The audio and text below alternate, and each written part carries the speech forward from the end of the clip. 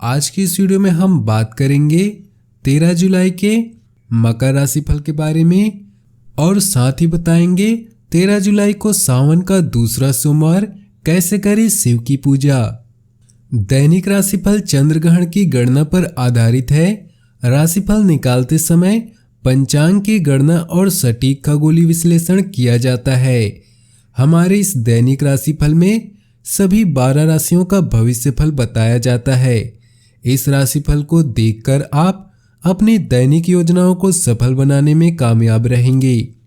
आज के राशिफल में आपके लिए नौकरी, व्यापार, लेन देन, परिवार और मित्रों के साथ संबंध, सेहत और दिन भर में होने वाली शुभ अशुभ घटनाओं का भविष्यफल होता है।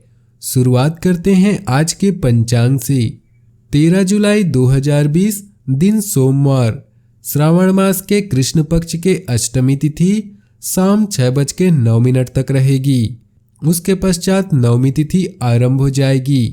रेवती नक्षत्र सुबह 11:14 तक रहेगी। उसके उपरांत अश्विनी नक्षत्र आरंभ हो जाएगी। शुकर्मा योग रात्रि 10:48 तक रहेगी। उसके पश्चात धृति योग आरंभ हो जाएगी। सूर्य मिथुन राशि में और चंद्र मीन राशि में रहेगा। आज का अभिजीत मुहूर्त अर्थात किसी भी महत्वपूर्ण कार्य को आरंभ करने का शुभ समय सुबह 11:59 से दोपहर 12:54 तक रहेगा। आज का राहु काल अर्थात अशुभ समय सुबह 7:16 से सुबह 9 बजे तक रहेगा। इस समय कोई भी महत्वपूर्ण कार्य आरंभ न करें। काफी समय से किसी मित्र के साथ पैदा हुए तनाव आज सुलह सफाई के स्तर पर आकर खत्म हो जाएगा। इससे आपको जहां राहत मिलेगी वहां एक उपयोगी व्यक्ति के पुनः आपके जीवन में लौट आने का हर्ष भी होगा। राज की मदद मिलेगी और अचानक धन लाभ के योग बन रहे हैं। जहां तक हो सके आप अपने स्तर पर उससे माफी भी मांग सकते हैं। भाग्य 85% साथ देगा। आज आपकी राशि स्थान से 12वें भाव में चंद्रदेव गोचर करेंगे। आपके लिए समय मानसिक तनाव तथा आर्थिक दबाव को बढ़ाने वाला हो सकता है, परंतु आप अपने सकारात्मक स्वभाव के कारण सभी चुनौतियों पर विजय प्राप्त करेंगे।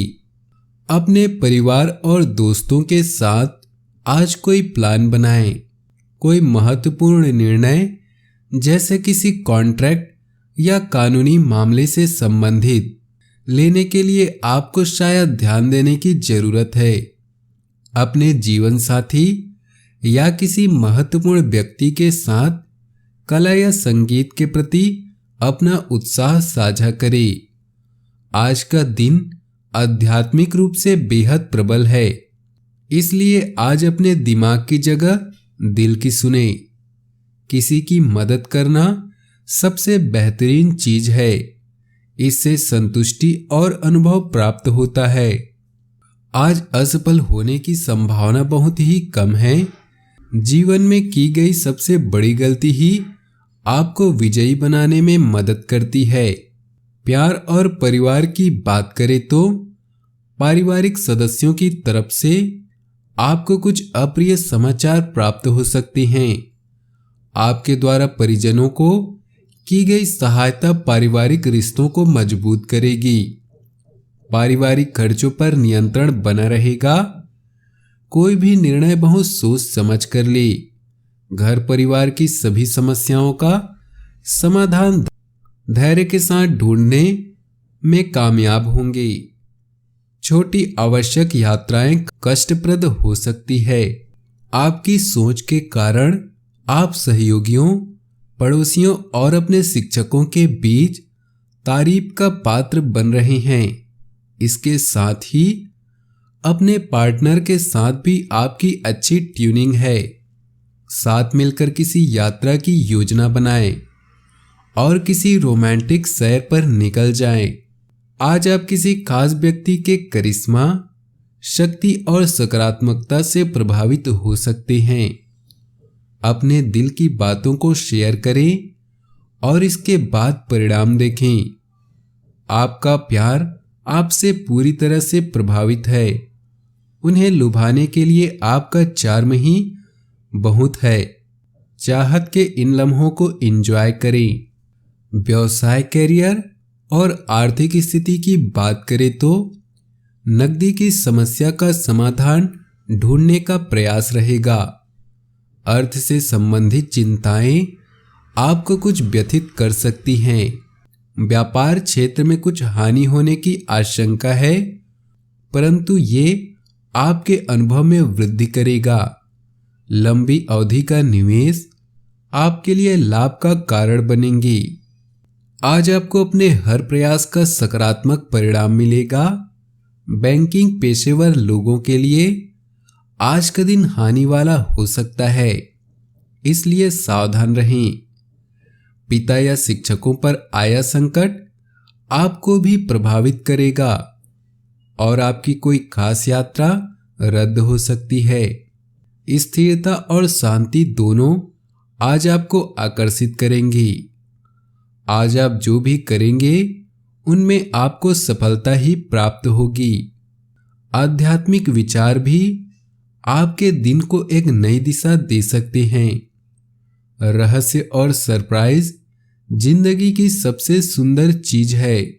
याद रखें, भीड़ से अलग कुछ करने वाला ही अपनी पहचान बनाता है। स्वास्थ्य की बात करें तो खांसी जुकाम जैसी समस्या महसूस हो सकती है। लापरवाही न करें, उचित इलाज लें। भाग्यशाली रंग और भाग्यशाली अंक की बात करें तो आज आपके लिए भाग्यशाली रंग है गुलाबी और भाग्यशाली अंक है 5। 13 जुलाई को सावन का दूसरा सोमवार। ऐसे करें शिव की पूजा।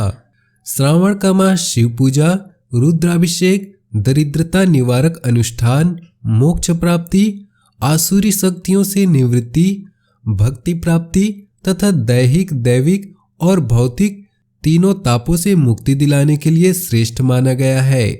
इस माह में एक बेलपत्र भी अगर शिव जी को अर्पित किया जाए तो वह अमोघ फलदायी होता है।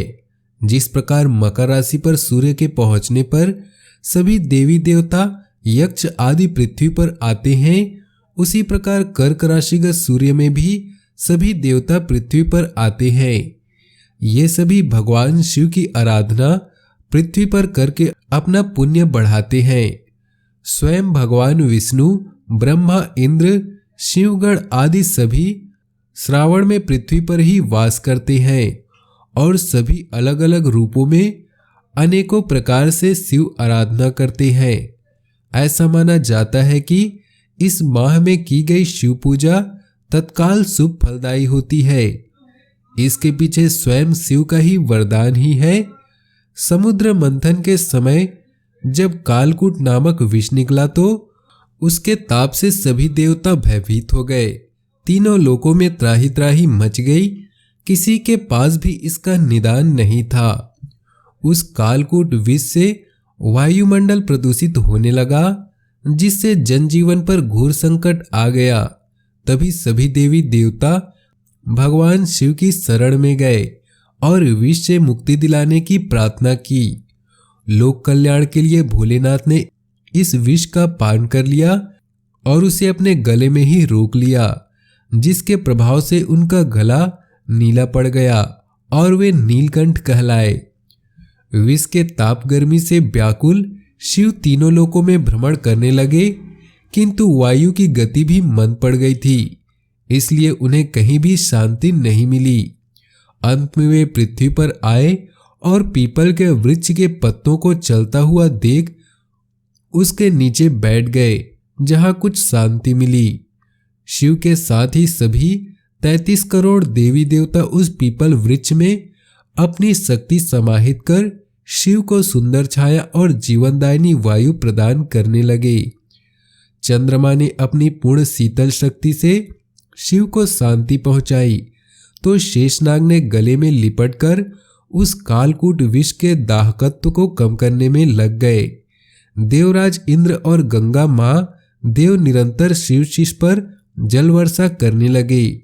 यह जानकर कि विष ही विष के असर को कम कर सकता है, सभी शिवगण भांग, धतूर, बेलपत्र आदि शिव को खिलाने लगे, जिससे भोलेनाथ को शांति मिली। श्रावण माह की समाप्ति तक भगवान शिव पृथ्वी पर ही रहे। उन्होंने चंद्रमा, पीपल वृक्ष, शेषनाग आदि सभी को वरदान दिया है कि इस माह में जो भी जीव मुझे पत्र, पुष्प, भांग, धतूरा और बेलपत्र आदि चढ़ाएगा, उसे संसार के तीनों कष्टों, दैहिक यानी स्वास्थ्य से संबंधित, दैविक यानी प्राकृतिक आपदा से संबंधित और भौतिक यानी दरिद्रता से संबंधित तीनों कष्टों से मुक्ति मिलेगी। साथ ही उसे मेरे लोक की प्राप्ति भी होगी। चंद्रमा और शेषनाग पर विशेष अनुग्रह करते हुए शिव ने कहा कि जो तुम्हारे दिन सोमवार को मेरी आराधना करेगा वह मानसिक कष्टों से मुक्त हो जाएगा, उसे किसी प्रकार की दरिद्रता नहीं सताएगी।